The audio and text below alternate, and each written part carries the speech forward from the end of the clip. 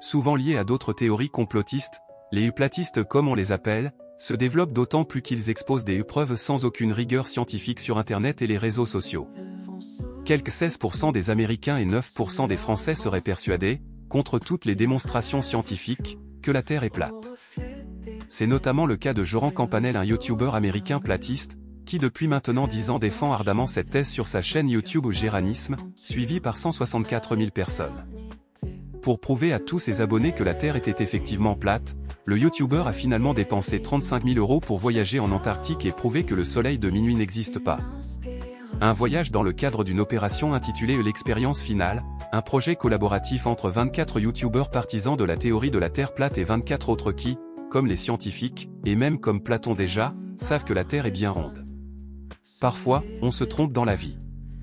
Seulement voilà, confronté à la réalité du phénomène, le youtubeur a finalement réalisé que la Terre était bel et bien sphérique. Jusqu'ici le youtubeur pensait que la Terre était un disque bordé par le mur de l'Antarctique, lui-même bordé par un grand mur de glace.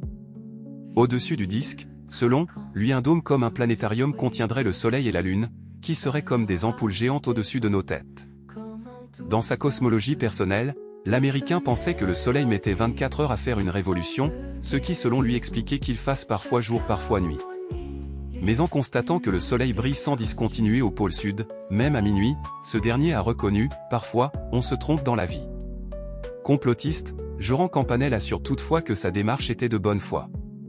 On pourrait se désespérer que des millions de personnes dans le monde, comme lui, ayant accès à toutes les preuves scientifiques et même à des images satellites de la Terre croient encore que celle-ci soit plate. Mais il y a quand même une bonne nouvelle dans cette histoire, puisque visiblement il peut arriver que, confrontés aux faits, même les conspirationnistes puissent finir par changer d'avis.